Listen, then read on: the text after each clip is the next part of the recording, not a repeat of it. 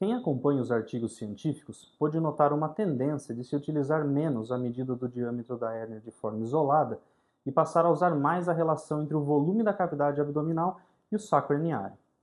Neste vídeo, vamos abordar de forma prática e simplificada como realizar as aferições volumétricas a partir de um exame de tomografia e como esses dados podem ser úteis na rotina do cirurgião, mais especificamente no planejamento cirúrgico e preparo dos pacientes que serão submetidos à reconstrução de parede abdominal.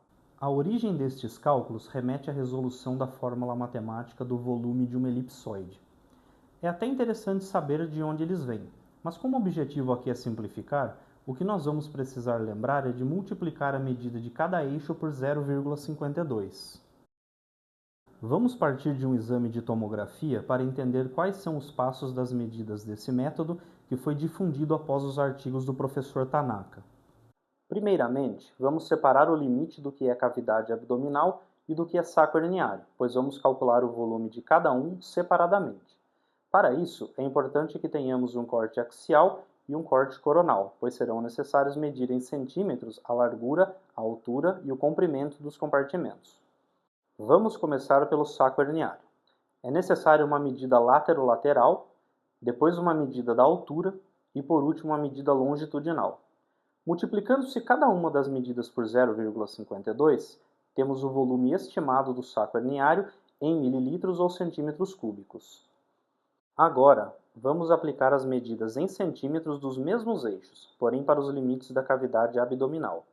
Multiplicando-se esses valores por 0,52, teremos o volume da cavidade abdominal. Essas duas medidas de volume nos permitirão entender como a cavidade abdominal e o saco herniário se relacionam. O volume peritoneal é a somatória do saco herniário com a cavidade abdominal e corresponde ao total de vísceras que ocupam os dois compartimentos. Para calcular a perda de domicílio, isto é, a porcentagem que o saco herniário representa sobre a cavidade abdominal, basta realizar uma fração entre eles.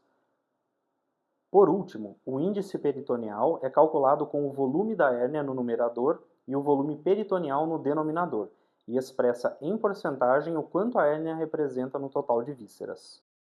E quais informações posso abstrair desses cálculos?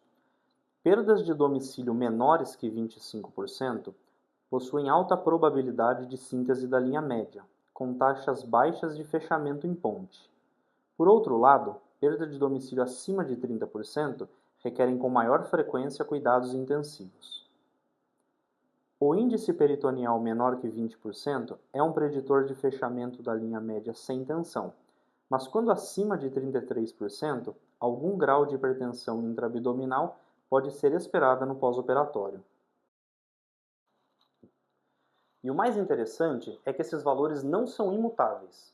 O preparo de pacientes com perda de domicílio, utilizando-se toxina botulínica, por exemplo, pode aumentar a complacência do abdômen e melhorar os índices calculados. Isso pode contribuir para o fechamento da linha média, otimizar a pressão intraabdominal e proteger contra a falência respiratória, por exemplo. Para quem quiser se aprofundar mais nesse tema, alguns artigos estão sugeridos aqui. E se alguma situação como esta for identificada? Antecipe-se aos problemas. Prepare melhor o paciente.